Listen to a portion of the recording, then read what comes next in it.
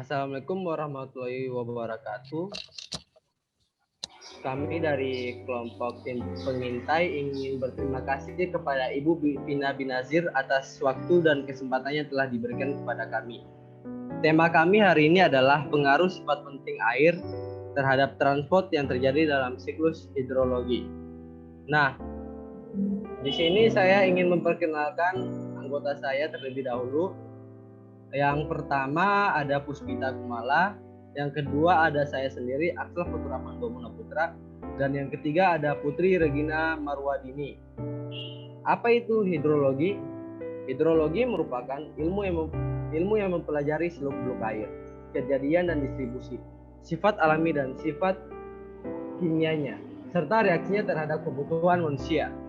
Untuk materi pertama ada sifat penting air yang dibawa oleh Puspita Kumala.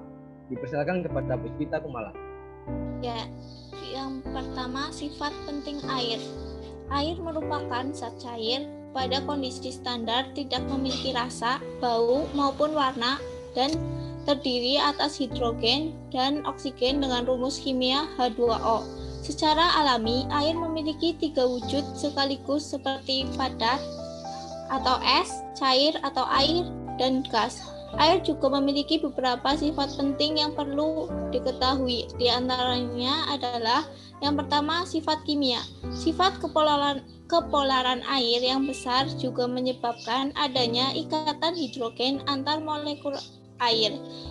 Ikatan hidrogen inilah yang menyebabkan air memiliki sifat-sifat khas seperti air memiliki titik beku 0 derajat Celcius pada tekanan 1 atm, titik didih 100 derajat Celcius dan kerapatan 1,0 gram per cm kubik pada suhu 4 derajat Celcius dan ukuran molekul air sangat kecil, umumnya bergaris tengah sekitar 3A atau 0,3 nanometer atau 3 kali 10 pangkat min 8 cm. Yang kedua, sifat fisika. Tegangan permukaan. Di antara sekian banyak zat cair, air memiliki tegangan permukaan yang paling tinggi. Ini memungkinkan terjadinya asosiasi organisme baik yang hidup di bawahnya maupun di atasnya. Yang kedua, kalor penguapan.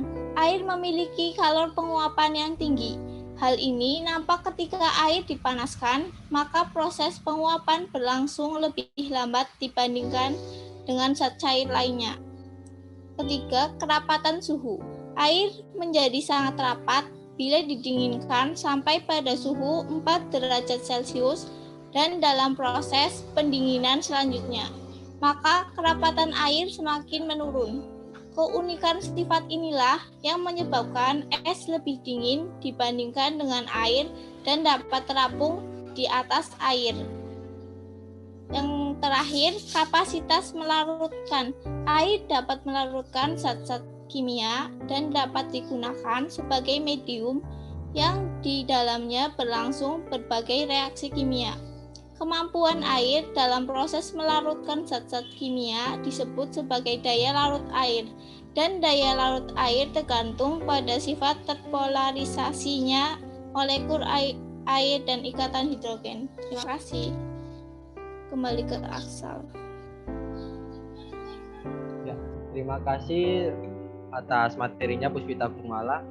Nah, selanjutnya itu kita lanjut dengan pengertian siklus hidrologi yang dibawakan oleh Putri Regina Marwadini. Dipersilakan kepada Putri Regina. Baik, saya akan menjelaskan tentang pengertian siklus hidrologi. Siklus hidrologi adalah siklus air yang tidak pernah berhenti dari atmosfer ke bumi dan kembali ke atmosfer melalui proses kondensasi, presipitasi, evaporasi, dan transpirasi. Next.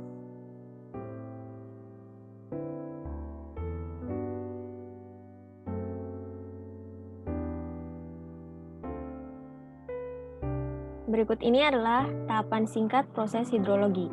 Yang pertama, air menguap dari lautan atau evaporasi dan uap air terangkat ke atas atau konveksi. Yang kedua, uap air menggumpal dan menjadi awan.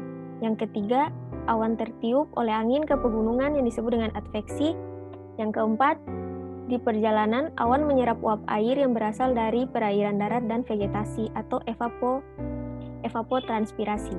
Yang kelima, di tempat tinggi terjadilah hujan atau presipitasi. Dan yang terakhir, air akan turun di hulu sungai dan terus mengalir hingga ke laut lagi. Tetapi ada juga yang masuk ke tanah atau infiltrasi dan mengalir melalui bawah tanah dan keluar sebagai spring atau geyser. Next. Ya, berikut adalah contoh gambar dari siklus hidrologi. Ini adalah siklus hidrologi pendek.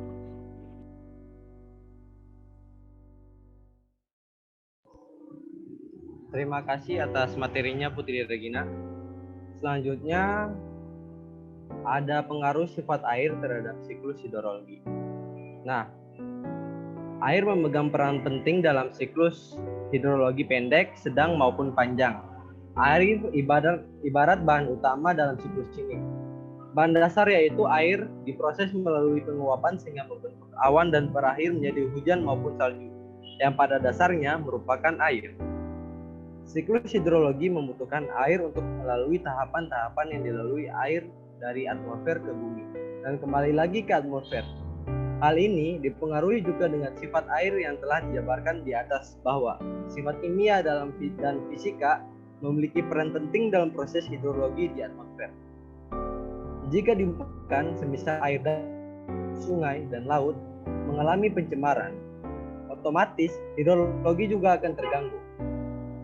Karena nanti siklus hidrologi terdapat bagian penguapan yang nantinya akan membutuhkan hujan asam. Hal ini dapat berdampak ke bangunan mudah korosif dan sebagainya. Tanpa air, makhluk hidup tidak dapat bertahan hidup. Meski manusia selalu menggunakan air untuk kebutuhan sehari-hari, tapi nyatanya jumlah air selalu tetap karena mengalami proses yang disebut dengan siklus hidrologi. Nah, dari materi-materi yang telah disampaikan oleh kita bertiga dapat disimpulkan bahwa siklus hidrologi merupakan siklus air yang membutuhkan air beserta sifat pentingnya agar bisa berlangsung dengan baik di atmosfer. Jika sifat penting air dalam proses hidrologi tidak seimbang, maka akan mengakibatkan dampak negatif bagi keadaan di atmosfer maupun bumi. Sekian dari kelompok kami, tim pengintai. Maaf apabila ada kesalahan kata baik disengaja maupun tidak. Wassalamualaikum warahmatullahi wabarakatuh. Waalaikumsalam warahmatullahi wabarakatuh.